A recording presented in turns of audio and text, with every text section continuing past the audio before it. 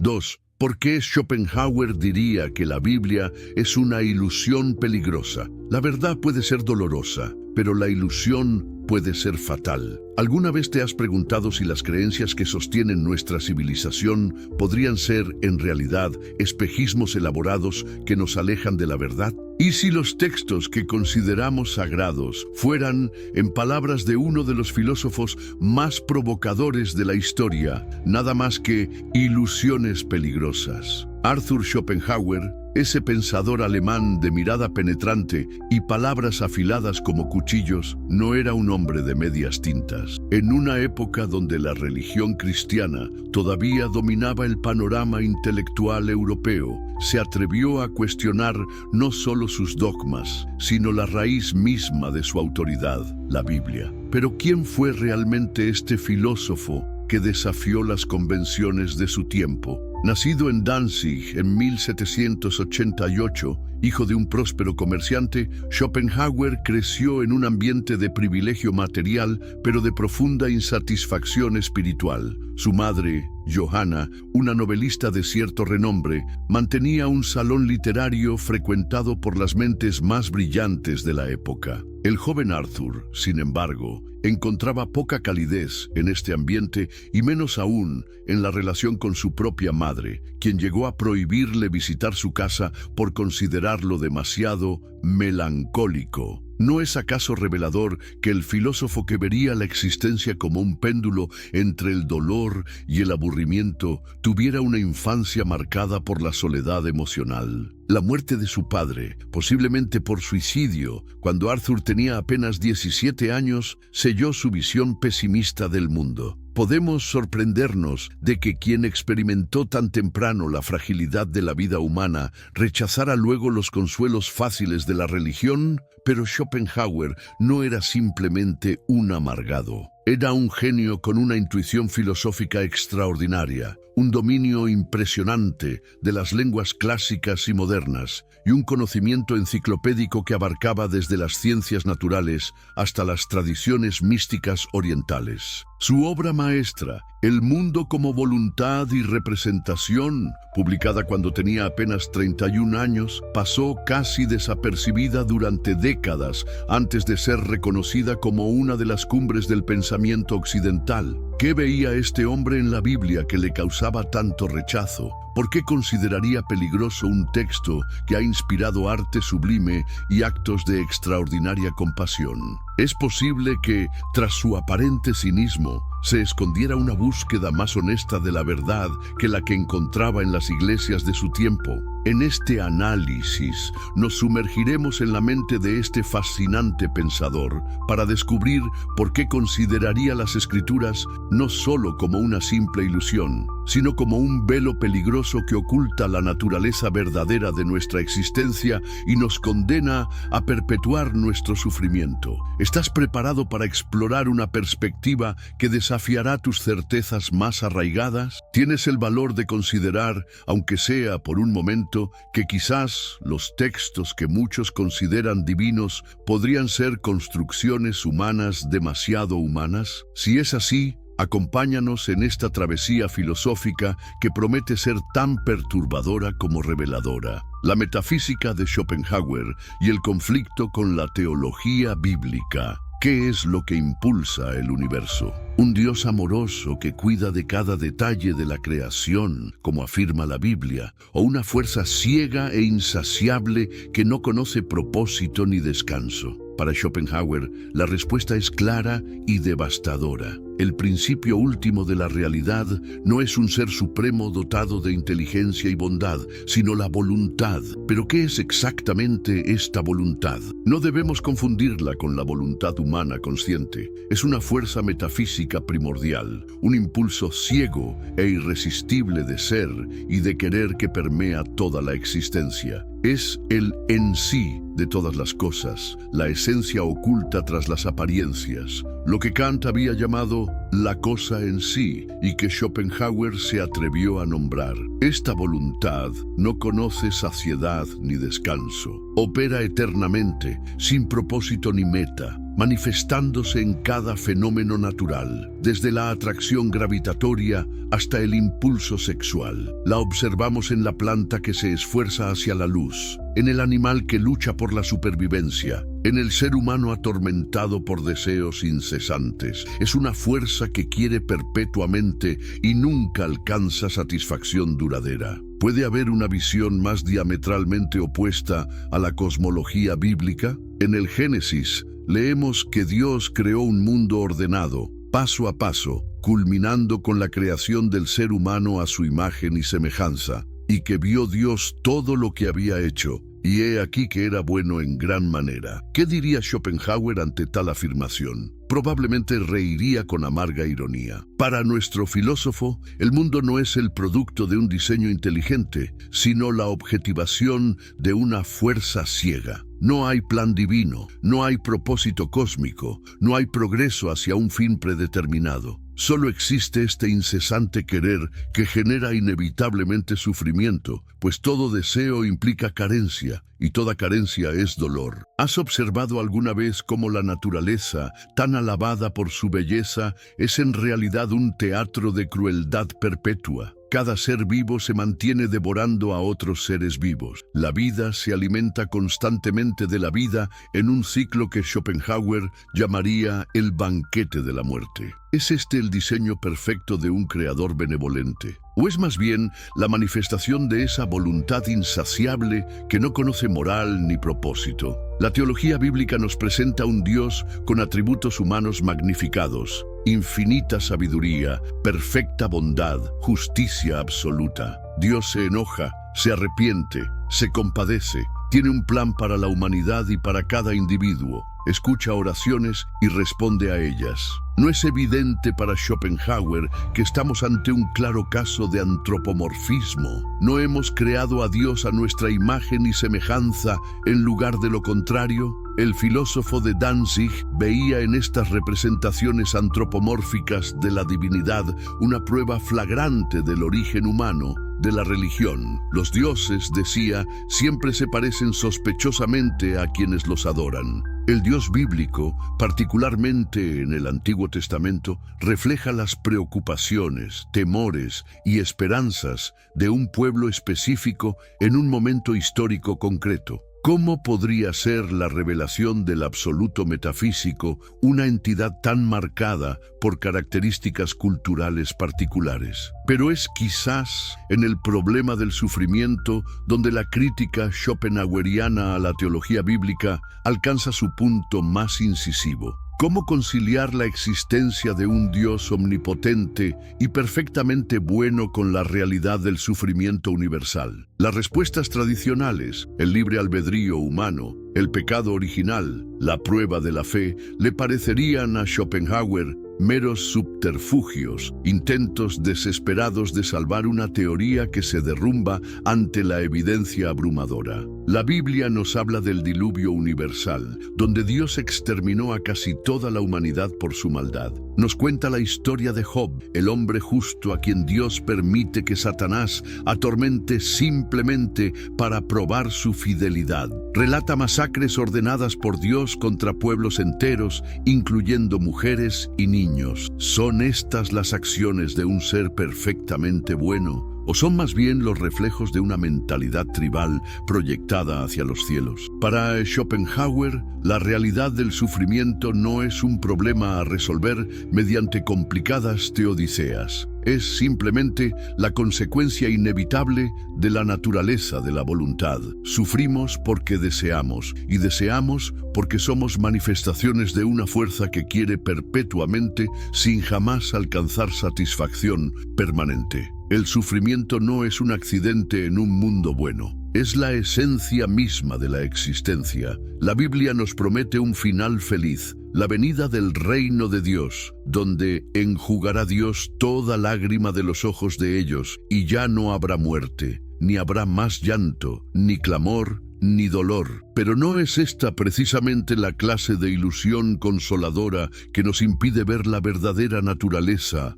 de la realidad. ¿No es más honesto reconocer que no hay propósito final ni redención cósmica? La metafísica de Schopenhauer nos ofrece una visión descarnada pero coherente. Vivimos en un mundo impulsado por una fuerza ciega e insaciable, donde el sufrimiento no es un problema a resolver, sino la textura misma de la existencia. Frente a esta realidad, la teología bíblica con sus promesas de redención y sus explicaciones del mal aparece como una ilusión consoladora, pero fundamentalmente falsa. Y no es precisamente esta falsedad lo que la hace peligrosa, porque una comprensión errónea de la condición humana nos condena a buscar soluciones equivocadas para nuestros problemas. Si creemos que el sufrimiento es un castigo divino o una prueba, buscaremos apaciguar a Dios en lugar de abordar las causas reales de nuestro dolor. Si esperamos una intervención sobrenatural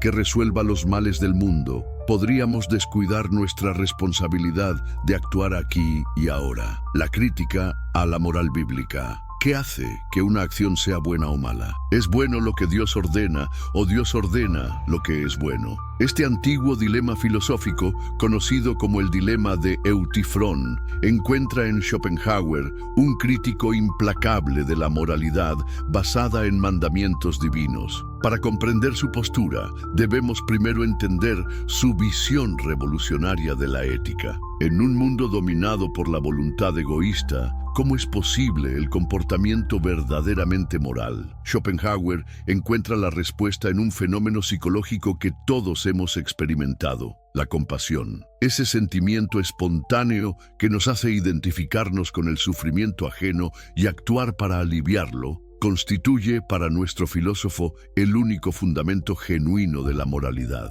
La compasión nos permite trascender momentáneamente el velo de malla, esa ilusión que nos hace percibir a los otros como entidades separadas de nosotros. En el acto compasivo reconocemos intuitivamente la unidad esencial de todos los seres. El sufrimiento del otro es, en un sentido metafísico profundo, también nuestro sufrimiento. Tatvamasi, tú eres eso, dice la antigua sabiduría hindú que tanto admiraba Schopenhauer. ¿Cómo contrasta esta visión con la moral bíblica? En las Escrituras, especialmente en el Antiguo Testamento, la bondad moral se define primariamente como obediencia a los mandamientos divinos. Se es bueno cuando se cumple la ley de Dios, se es malo cuando se transgrede. Pero ¿qué garantiza la bondad intrínseca de estos mandamientos? El hecho de que provienen de Dios. Esto nos devuelve al dilema de Eutifrón. Además,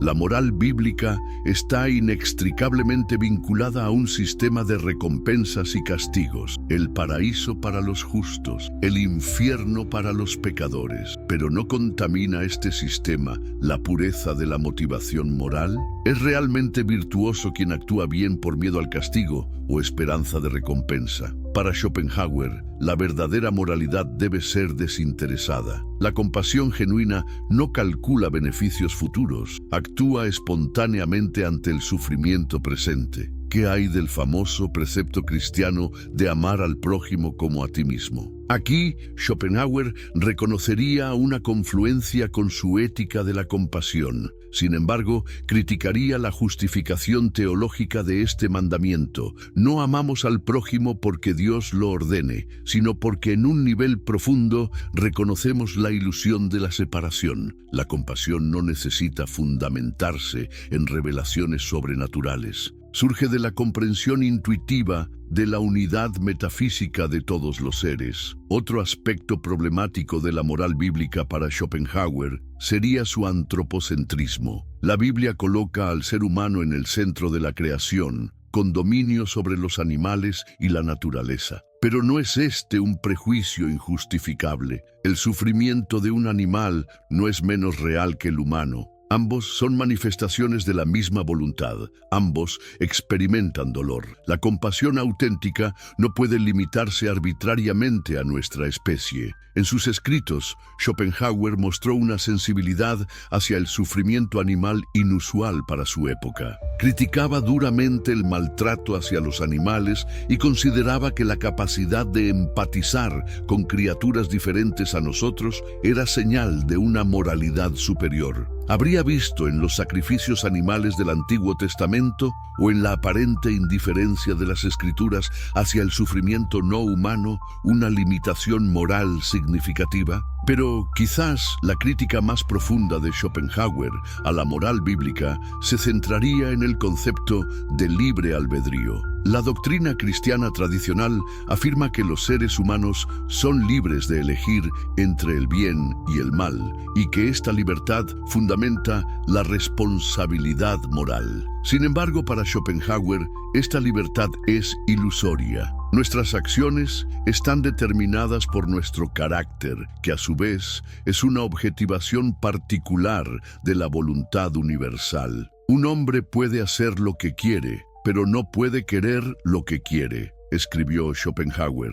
No elegimos nuestros deseos fundamentales ni nuestro carácter básico. ¿Cómo podría entonces justificarse el sistema de premios y castigos eternos que propone la teología cristiana? ¿No es profundamente injusto condenar o recompensar eternamente a alguien por acciones que, en última instancia, no dependían enteramente de su elección? Esta crítica al libre albedrío tiene implicaciones devastadoras para conceptos teológicos centrales como el pecado original y la redención. ¿Cómo podría la humanidad ser culpable de una caída primordial si no posee libertad metafísica real? ¿Cómo podría la crucifixión de Cristo expiar pecados que, en sentido estricto, no son resultado de una elección absolutamente libre? La tensión entre justicia divina y perdón que atraviesa la Biblia sería, para Schopenhauer, otra evidencia de sus contradicciones internas. Un Dios perfectamente justo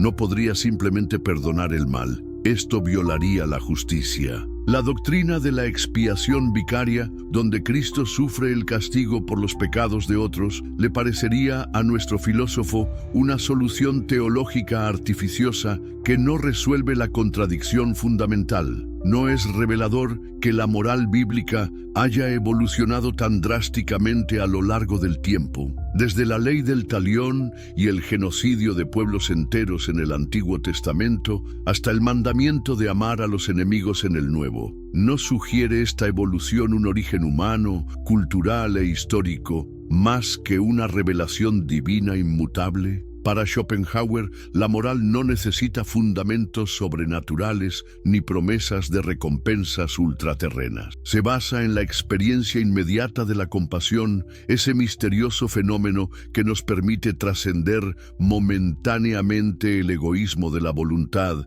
y reconocer nuestra unidad esencial con todos los seres sintientes. Una moral así, fundamentada en la experiencia directa más que en dogmas revelados, le parecería más honesta y más sólida que cualquier sistema ético derivado de textos antiguos considerados infalibles. La Biblia como herramienta de control social. ¿Alguna vez te has preguntado por qué las religiones organizadas han sido tan eficaces para moldear sociedades enteras? ¿Por qué textos escritos hace miles de años siguen ejerciendo una influencia tan poderosa sobre millones de personas? Para Schopenhauer, la respuesta es clara y perturbadora, porque son herramientas de control social extraordinariamente efectivas. En sus escritos sobre religión, Schopenhauer acuñó una frase reveladora: la religión es la metafísica del pueblo. Con esto quería decir que mientras la filosofía ofrece verdades abstractas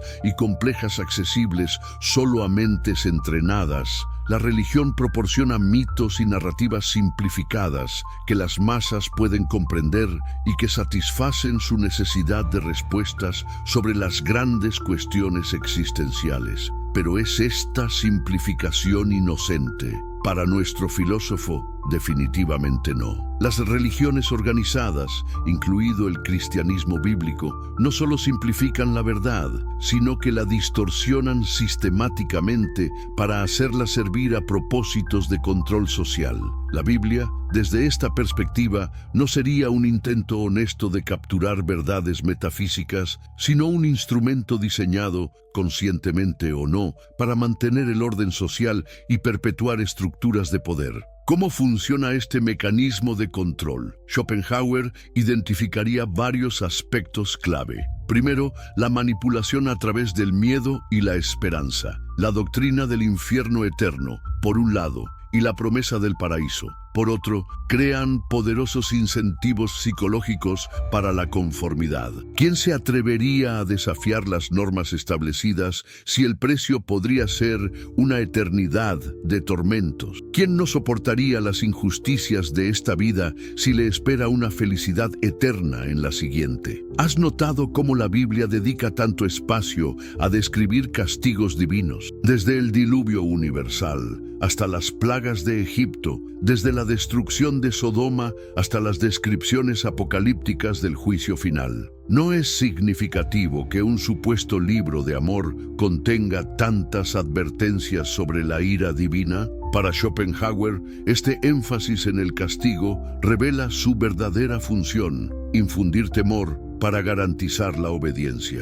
Pero el control no se ejerce solo a través del miedo. La esperanza es igualmente efectiva. La promesa de una recompensa eterna para los fieles, de un mundo donde los últimos serán los primeros, donde los sufrimientos terrenales serán compensados con creces, constituye un poderoso sedante social. ¿Por qué luchar contra las injusticias del presente cuando la verdadera justicia llegará en el más allá? Como señalaría más tarde Marx, inspirado parcialmente por Schopenhauer, la religión funciona como el opio del pueblo, aliviando el dolor de la existencia sin resolver sus causas reales. Otro mecanismo de control que Schopenhauer identificaría en la Biblia es la legitimación del poder establecido. No es conveniente para los gobernantes que las Escrituras enseñen que toda autoridad viene de Dios y que los súbditos deben obedecer a sus superiores. Desde el patriarcado familiar hasta las monarquías absolutas,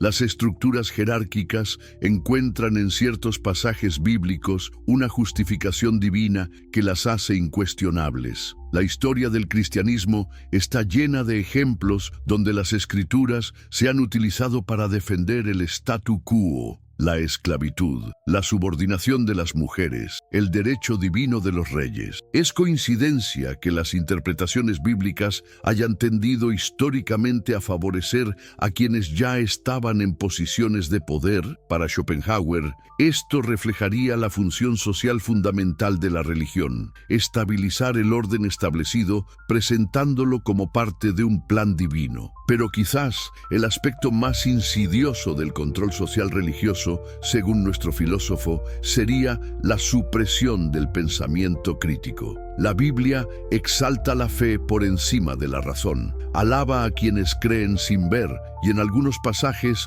parece desconfiar del conocimiento humano. La sabiduría de este mundo es necedad ante Dios, escribe Pablo. ¿No es esta exaltación de la fe ciega un mecanismo perfecto para proteger doctrinas que no sobrevivirían al escrutinio racional? La herejía, el libre pensamiento, la duda misma, se convierten así en pecados. La historia del cristianismo está marcada por la persecución de quienes se atrevieron a cuestionar los dogmas establecidos, desde los gnósticos de los primeros siglos hasta Giordano Bruno en el Renacimiento. ¿No revela esta intolerancia histórica hacia el disenso intelectual la función de control ideológico que ha desempeñado la religión bíblica? Schopenhauer, que vivió en una época donde la influencia política de la Iglesia comenzaba a declinar, pero su poder cultural seguía siendo inmenso, observaba con mirada crítica cómo las instituciones religiosas seguían moldeando la mentalidad popular incluso en la Europa ilustrada, la moral sexual restrictiva, la glorificación del sufrimiento como purificador, la obediencia a la autoridad como virtud, todos estos valores promovidos por las interpretaciones dominantes de la Biblia le parecerían mecanismos para mantener dócil a la población. Pero no podría argumentarse que la Biblia también contiene mensajes liberadores. ¿Qué hay de los profetas que denunciaron la injusticia social o de Jesús confrontando a los poderosos de su tiempo? Schopenhauer probablemente respondería que estos elementos potencialmente subversivos han sido sistemáticamente reinterpretados y domesticados por las instituciones religiosas. La crítica profética a la injusticia económica se espiritualiza. La radicalidad del mensaje de Jesús se diluye en rituales y dogmas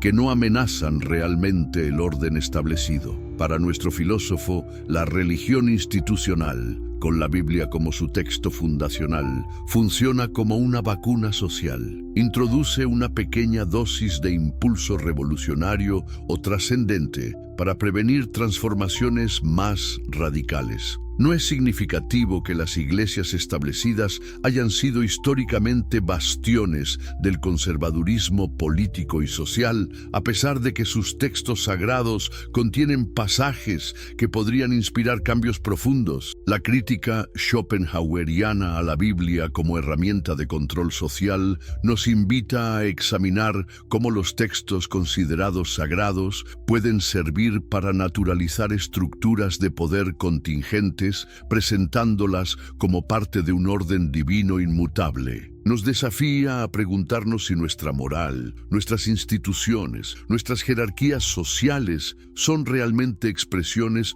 de una voluntad trascendente o creaciones humanas que sirven a intereses específicos. ¿Es la Biblia la palabra revelada de Dios o un instrumento de control social extraordinariamente efectivo? Para Schopenhauer, la respuesta es clara, y es precisamente esta función de control lo que hace de la Biblia una ilusión peligrosa. No solo distorsiona nuestra comprensión de la realidad, sino que lo hace de manera que perpetúa estructuras de dominación y obstaculiza el pensamiento libre que podría liberarnos. La ilusión de la inmortalidad y salvación. ¿Qué podría ser más reconfortante que la promesa de que la muerte no es el final? ¿Qué podría calmar mejor nuestros miedos más profundos que la garantía de una vida eterna en perfecta felicidad? La Biblia nos ofrece precisamente esto, la promesa de que quienes crean y obedezcan vivirán para siempre en la presencia divina. Pero ¿no es este precisamente el tipo de ilusión que Schopenhauer denunciaría como no solo falsa, sino peligrosa para nuestro desarrollo como seres humanos? Para comprender la crítica schopenhaueriana a la doctrina bíblica de la inmortalidad, debemos primero entender su concepción de la muerte. A diferencia de muchos filósofos occidentales, Schopenhauer no veía la muerte como un mal absoluto. Influenciado por el pensamiento oriental, especialmente el budismo y el hinduismo, consideraba que la individualidad personal, ese yo al que nos aferramos desesperadamente, es en realidad una ilusión transitoria. Lo que somos esencialmente no es nuestra personalidad consciente, con sus recuerdos y particularidades, sino la voluntad universal que se manifiesta temporalmente a través de nosotros. La muerte disuelve la individualidad, pero no puede afectar a la voluntad que constituye nuestra esencia metafísica. Lo que muere en la muerte, diría Schopenhauer, es meramente la conciencia individual, no el principio vital que se expresaba a través de ella. ¿Cómo contrasta esta visión con la escatología bíblica? Las escrituras judeo-cristianas, especialmente en sus desarrollos posteriores, prometen no una disolución del yo en un principio universal, sino la preservación eterna de la identidad personal. El creyente vivirá para siempre como él mismo, con sus recuerdos y relaciones, en un estado de perfecta felicidad junto a Dios y sus seres queridos. Para Schopenhauer, esta doctrina revelaría un profundo miedo a la muerte y una incapacidad para aceptar la verdadera naturaleza transitoria de la existencia individual. ¿No es la obsesión por preservar eternamente el yo una manifestación extrema de ese egoísmo que constituye la raíz de todo sufrimiento? ¿No es precisamente el apego a la individualidad lo que nos mantiene atrapados en el ciclo del deseo y la insatisfacción? La doctrina de la resurrección de los cuerpos, central en el cristianismo, le parecería a nuestro filósofo particularmente reveladora de este apego patológico a la forma corporal específica. ¿Por qué necesitaríamos recuperar estos mismos cuerpos en la eternidad, a menos que estuviéramos profundamente identificados con nuestra forma física particular? Para Schopenhauer, quien veía el cuerpo como mera objetivación temporal de la voluntad, esta doctrina revelaría una incapacidad para trascender la perspectiva limitada de la individualidad material. Más problemática aún sería la idea del infierno eterno. ¿Es concebible que un ser infinitamente sabio y compasivo condene a parte de su creación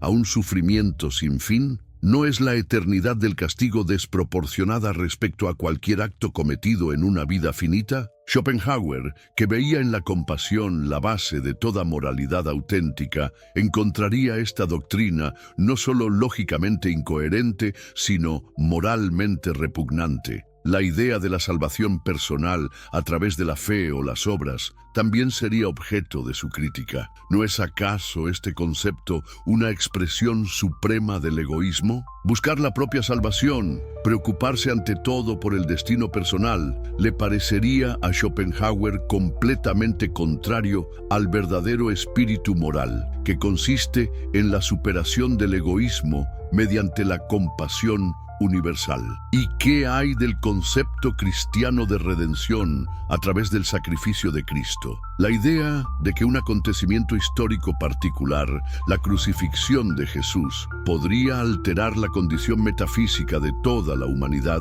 resultaría profundamente problemática en el marco filosófico schopenhaueriano. Para él, la salvación, si es posible, solo puede venir a través de la negación individual de la voluntad, no por ningún evento externo o transferencia mágica de méritos. Esta negación de la voluntad, este no querer que Schopenhauer identificaba con la santidad, tiene más en común con ciertas formas de ascetismo que con la teología de la salvación dominante en el cristianismo. No se trata de asegurar la felicidad eterna del yo, sino de trascender el yo mismo y su incesante deseo. No es la garantía de que nuestros deseos serán finalmente satisfechos, sino la liberación del ciclo mismo del deseo. No es significativo que las pocas figuras en la tradición cristiana que Schopenhauer admiraba, como los místicos medievales y algunos santos ascetas, fueran precisamente aquellos que parecían menos preocupados por la salvación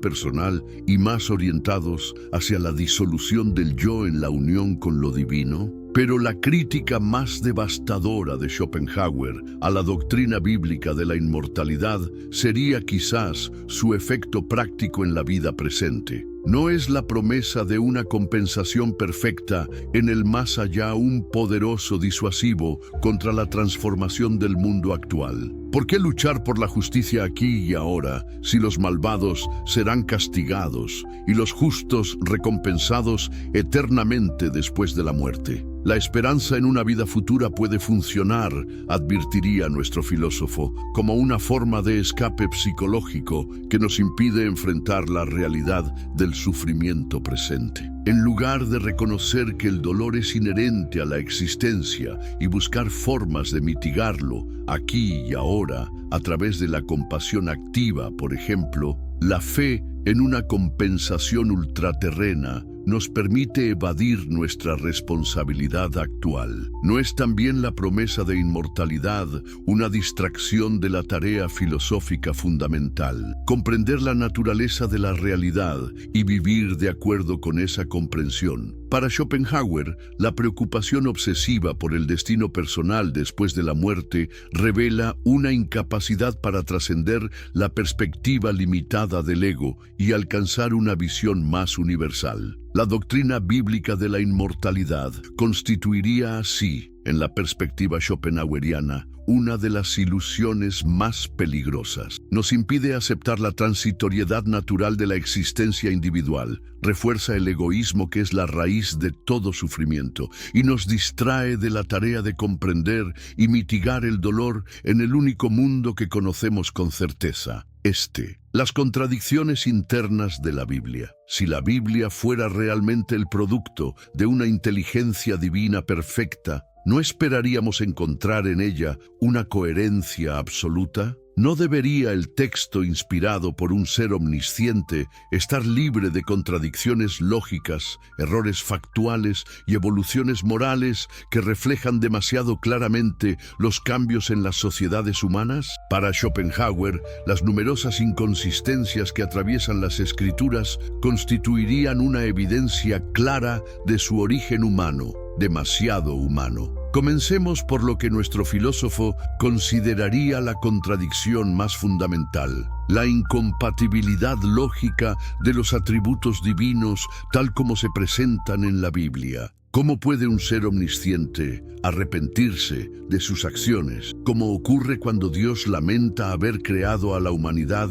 antes del diluvio? El arrepentimiento implica un conocimiento posterior que modifica la evaluación inicial, algo imposible para quien lo sabe todo desde siempre. ¿Cómo puede un ser omnipotente y perfectamente bueno permitir la existencia del mal? El problema del mal ha atormentado a los teólogos durante siglos precisamente porque expone una incompatibilidad lógica en el concepto bíblico de Dios. Si Dios puede y quiere eliminar el mal pero no lo hace, ¿no revela esto una contradicción en los atributos que la Biblia le asigna? ¿Y qué hay de la tensión entre la justicia divina y el perdón? Si Dios es perfectamente justo, debería dar a cada uno exactamente lo que merece. Si es infinitamente misericordioso, debería perdonar todas las faltas. ¿Cómo pueden coexistir ambos atributos sin limitarse mutuamente? La doctrina de la expiación vicaria, donde Cristo sufre el castigo por los pecados de otros, intenta resolver esta contradicción, pero para Schopenhauer solo revelaría el carácter artificial de las soluciones teológicas a problemas lógicos insolubles. Pasemos a las inconsistencias históricas y científicas. La Biblia nos presenta un universo creado en 6 días, hace unos pocos milenios, con la Tierra como centro de la creación divina. Nos habla de un diluvio global que habría dejado evidencias geológicas masivas que simplemente no encontramos. Relata milagros que suspenden las leyes naturales sin dejar rastro verificable. No es significativo que nuestra comprensión del cosmos, de la historia natural y de la historia humana haya evolucionado precisamente en la medida en que nos hemos alejado de la cosmovisión bíblica. Para Schopenhauer, esto no sería casualidad. Las descripciones bíblicas del mundo natural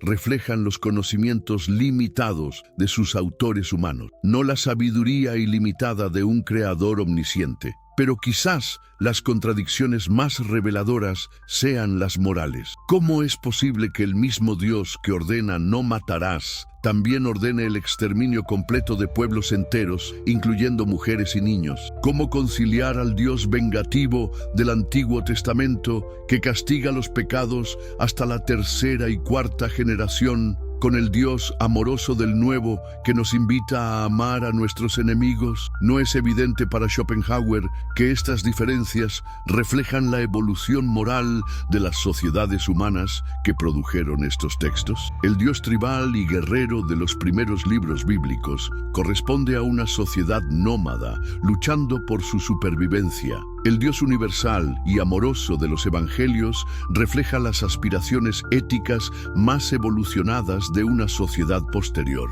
La actitud hacia la esclavitud ofrece otro ejemplo revelador. La Biblia no condena esta institución, la regula, estableciendo cómo deben ser tratados los esclavos, pero aceptando su existencia como parte del orden social natural. ¿No es esto precisamente lo que esperaríamos de un texto producido por sociedades donde la esclavitud era la norma? ¿Y no contrasta notablemente con nuestra comprensión moral actual, que considera la esclavitud como intrínsecamente injusta? La posición de las mujeres en las Escrituras revela otra evolución moral significativa, desde su tratamiento como propiedad en muchas partes del Antiguo Testamento hasta la ambivalencia de Pablo sobre su papel en la iglesia primitiva. La Biblia refleja las actitudes patriarcales de sus contextos históricos. ¿Cómo podría un texto verdaderamente inspirado por un ser de perfecta sabiduría moral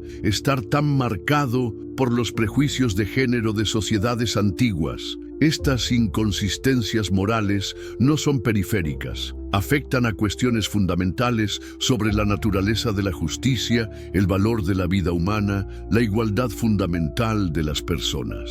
Para Schopenhauer, revelarían que la Biblia no es un libro de moral divina inmutable, sino un compendio de textos humanos que refleja la evolución ética de culturas particulares a lo largo del tiempo. ¿Y qué hay del proceso histórico de formación del canon bíblico? La selección de qué libros serían considerados inspirados y cuáles serían rechazados como apócrifos fue un proceso complejo, influido por factores políticos y teológicos contingentes. Los concilios eclesiásticos que determinaron el canon estaban compuestos por hombres falibles, con sus propios prejuicios y agendas. ¿No es revelador que diferentes tradiciones cristianas tengan cánones ligeramente diferentes? Los católicos incluyen libros que los protestantes consideran apócrifos. Las iglesias orientales tienen sus propias variaciones canónicas. ¿Cómo conciliar estas diferencias con la idea de un texto divinamente inspirado? ¿Habría sido Dios ambiguo sobre qué escritos contienen realmente su palabra?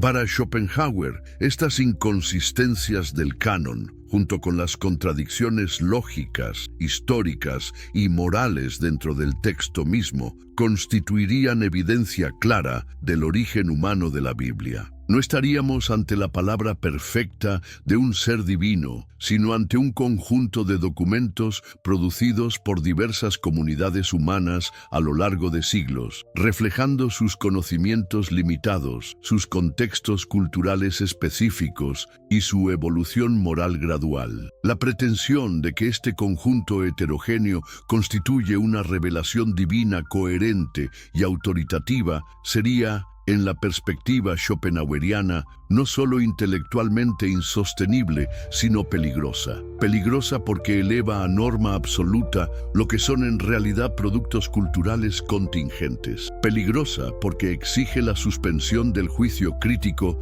ante contradicciones evidentes. Peligrosa, en última instancia, porque impide una búsqueda auténtica y honesta de la verdad. Alternativas filosóficas a la cosmovisión bíblica. Si la Biblia es, como Schopenhauer sugeriría, una ilusión peligrosa que distorsiona nuestra comprensión de la realidad y obstaculiza nuestro desarrollo moral auténtico, ¿qué alternativas nos quedan? ¿Estamos condenados al nihilismo, a un universo sin sentido, donde el sufrimiento reina sin propósito ni consuelo? ¿O es posible construir una visión del mundo y una ética que, sin recurrir a ilusiones consoladoras, nos permitan enfrentar la existencia con honestidad y dignidad? La filosofía de Schopenhauer, a pesar de su pesimismo reconocido, ofrece varias alternativas constructivas a la cosmovisión bíblica. No son alternativas fáciles ni reconfortantes,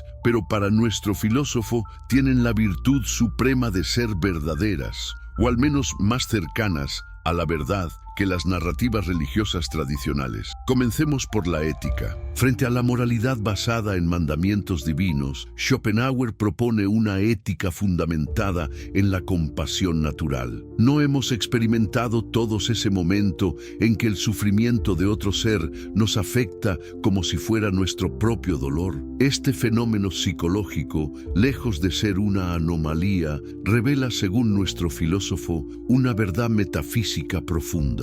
La ilusión de separación entre los seres es justamente eso, una ilusión. En el nivel más fundamental de la realidad, todos somos manifestaciones de la misma voluntad universal. La compasión es el reconocimiento intuitivo de esta unidad esencial. Cuando actuamos movidos por ella, trascendemos momentáneamente el principio de individuación que nos hace percibirnos como entidades separadas y actuamos desde una comprensión más verdadera de la realidad. Esta ética de la compasión universal no necesita fundamentarse en revelaciones sobrenaturales ni promesas de recompensas ultraterrenas. Surge naturalmente de la comprensión de nuestra situación común como seres sintientes en un mundo de sufrimiento. ¿No es esta una base más honesta y sólida para la moralidad que la obediencia a mandamientos supuestamente divinos? Además, la ética schopenhaueriana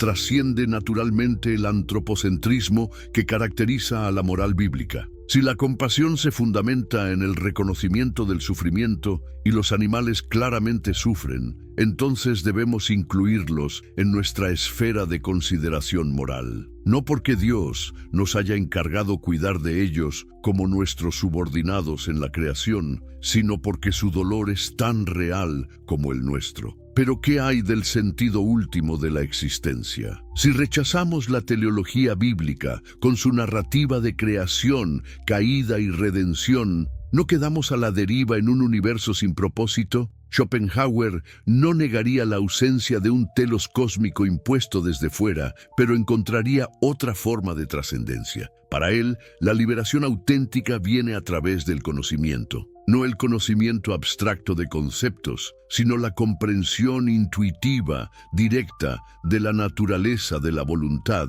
y de nuestra relación con ella. Este conocimiento no es meramente intelectual, transforma nuestra relación con la existencia misma. Al comprender que la voluntad, con su ciclo interminable de deseo y frustración, es la fuente de todo sufrimiento, podemos comenzar a liberarnos de su tiranía. El ascetismo filosófico que Schopenhauer propone no consiste en la mortificación del cuerpo para ganar favores divinos, sino en la negación gradual de los impulsos de la voluntad a partir de una comprensión profunda de su naturaleza. ¿No es esta una forma de salvación más coherente con nuestra experiencia real? No depende de eventos históricos dudosos ni de intervenciones sobrenaturales inverificables, sino de un conocimiento que cualquiera puede alcanzar a través de la reflexión honesta sobre la naturaleza de la existencia y la práctica de la compasión. Mientras esperamos esta liberación última, que pocos alcanzan completamente,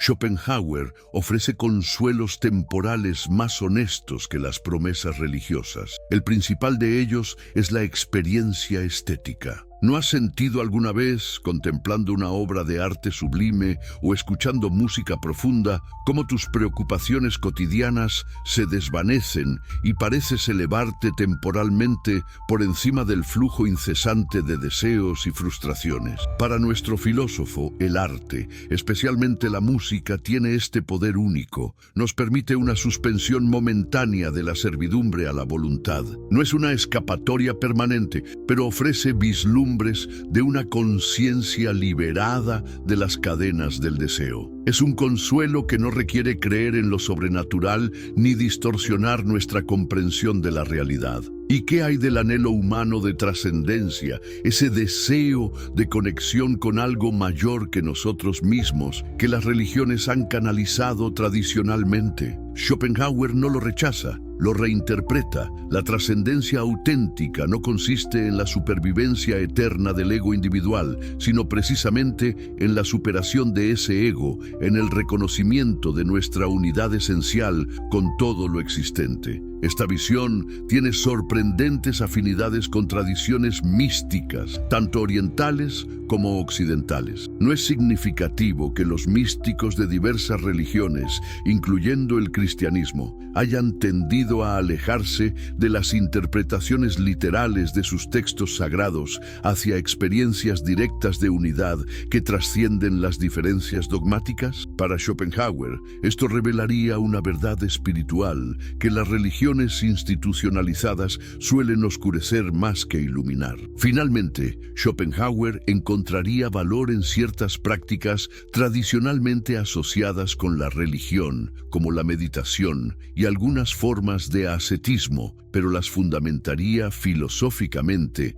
en lugar de teológicamente. No practicamos la contención de los deseos para agradar a una deidad, sino porque comprendemos que el deseo insaciable es la raíz del sufrimiento. No meditamos para comunicarnos con un ser sobrenatural, sino para alcanzar una comprensión más clara de la naturaleza de la conciencia y la realidad. ¿No son estas alternativas filosóficas más honestas intelectualmente que las narrativas bíblicas con sus dioses antropomórficos y sus milagros inverificables? ¿No ofrecen una forma de sabiduría y consuelo que no requiere la suspensión del juicio crítico ni la creencia en lo sobrenatural? La filosofía de Schopenhauer nos invita a una espiritualidad sin superstición, una moralidad sin mandamientos divinos, una búsqueda de sentido sin narrativas teleológicas cósmicas. No es un camino fácil.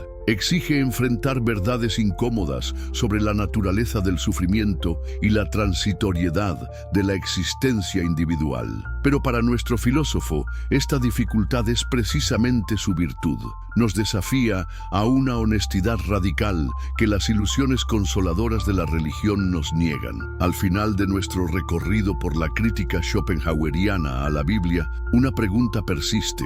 ¿Por qué importa? En un mundo donde las religiones tradicionales ya no dominan como antes, ¿no es superfluo seguir cuestionando la autoridad de textos antiguos? ¿No sería más productivo simplemente seguir adelante, construyendo cosmovisiones nuevas sin detenernos a desmantelar las viejas? Para Schopenhauer, esta actitud sería ingenuamente optimista. Las ilusiones religiosas, incluso cuando son parcialmente abandonadas a nivel consciente, siguen moldeando profundamente nuestra forma de pensar, nuestros valores, nuestra comprensión del mundo y de nosotros mismos.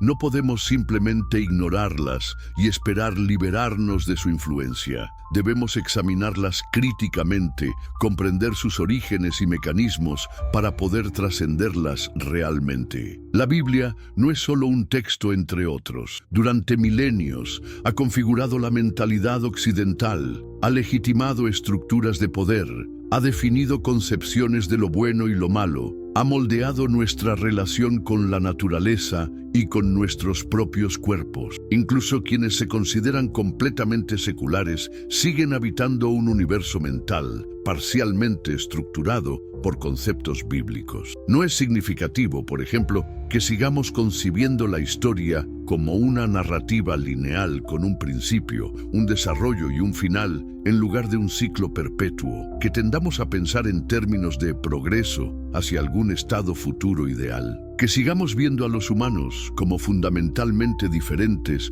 del resto de la naturaleza. Estos patrones de pensamiento, tan naturalizados que raramente los cuestionamos, tienen profundas raíces en la cosmovisión bíblica. La crítica de Schopenhauer a la Biblia como una ilusión peligrosa nos invita a reevaluar estos supuestos arraigados. Nos desafía a preguntar, ¿qué pasaría si viéramos el mundo no como la creación de un diseñador inteligente con un plan para cada uno de nosotros, sino como la manifestación de una fuerza ciega e impersonal? ¿Cómo cambiaría nuestra ética si la fundamentáramos en la compasión natural en lugar de mandamientos divinos? ¿Cómo enfrentaríamos la muerte si abandonáramos la esperanza de inmortalidad personal? Estas preguntas no son meramente académicas, tienen profundas implicaciones prácticas. Una ética basada en la compasión universal incluiría naturalmente a los animales en nuestra esfera de consideración moral.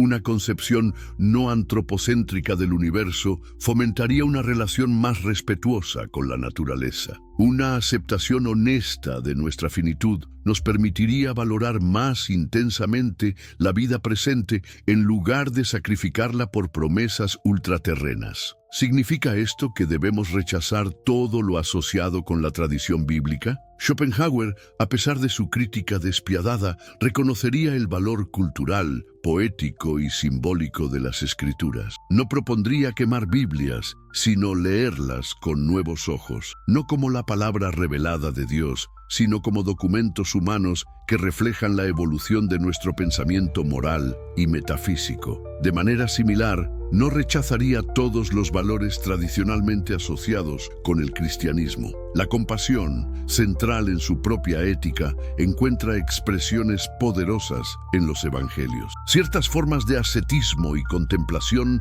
desarrolladas en el contexto religioso contienen, para él, intuiciones profundas sobre la naturaleza del deseo y la conciencia. Lo que Schopenhauer nos invitaría a rechazar es la pretensión de autoridad absoluta, la exigencia de fe ciega, la amenaza de castigo eterno, la promesa de compensación ultraterrena por los sufrimientos actuales. En resumen, todo aquello que convierte a la Biblia de un texto humano valioso, pero falible, en una ilusión peligrosa que distorsiona nuestra comprensión de la realidad y obstaculiza nuestro desarrollo moral e intelectual. El pesimismo filosófico de Schopenhauer puede parecer desolador a primera vista. Nos pide que renunciemos a consuelos poderosos. La idea de un Padre Celestial que cuida de nosotros, la promesa de justicia perfecta en un mundo futuro, la esperanza de reunirnos con nuestros seres queridos después de la muerte. ¿Qué ofrece a cambio? Una verdad incómoda pero potencialmente liberadora. Somos seres finitos en un universo indiferente, unidos por la experiencia común del sufrimiento y la capacidad para trascender momentáneamente el egoísmo a través de la compasión y el arte. No hay, sin embargo, una extraña forma de esperanza en esta visión aparentemente sombría, una esperanza más madura, más honesta, no basada en intervenciones sobrenaturales o compensaciones póstumas, sino en nuestra capacidad común para comprender la verdad y actuar con compasión, incluso en ausencia de garantías cósmicas. Una esperanza fundamentada no en lo que nos han prometido, sino en lo que podemos ser y hacer aquí y ahora. Schopenhauer nos desafía a vivir sin muletas sobrenaturales, a enfrentar la existencia tal como es, con todo su dolor y absurdo, pero también con sus momentos de belleza trascendente y conexión compasiva. Nos invita a una forma de valor intelectual y moral que considera superior a la fe religiosa. El valor de ver la verdad sin disfraces consoladores y seguir, a pesar de todo, buscando aliviar el sufrimiento universal.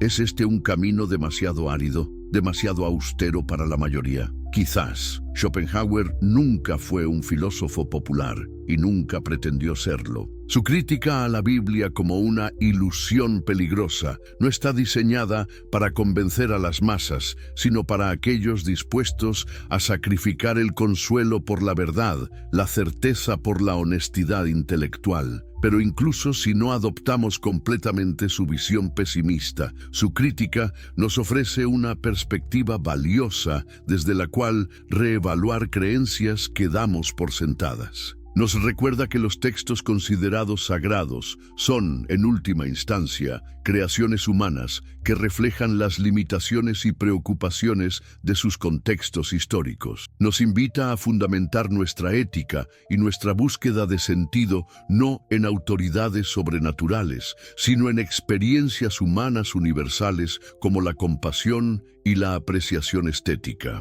En un mundo cada vez más diverso y pluralista, donde la autoridad de tradiciones religiosas particulares ya no puede darse por sentada, esta invitación a una espiritualidad filosófica que trasciende las divisiones dogmáticas adquiere una relevancia renovada. La crítica schopenhaueriana a la Biblia no es simplemente destructiva, abre espacio para formas de sabiduría y consuelo que no requieren la suspensión del juicio crítico ni la creencia en lo sobrenatural. Quizás, la verdadera ilusión peligrosa no sea la Biblia en sí, sino cualquier sistema de creencias que nos pida sacrificar la honestidad intelectual por el consuelo, la verdad por la esperanza, la compasión universal por la certeza particular. Y quizás la verdadera sabiduría consista no en encontrar respuestas definitivas a los enigmas de la existencia, sino en aprender a vivir con las preguntas, con la incertidumbre, con la finitud, sin perder por ello nuestra capacidad para la compasión, la apreciación estética y la búsqueda honesta de la verdad.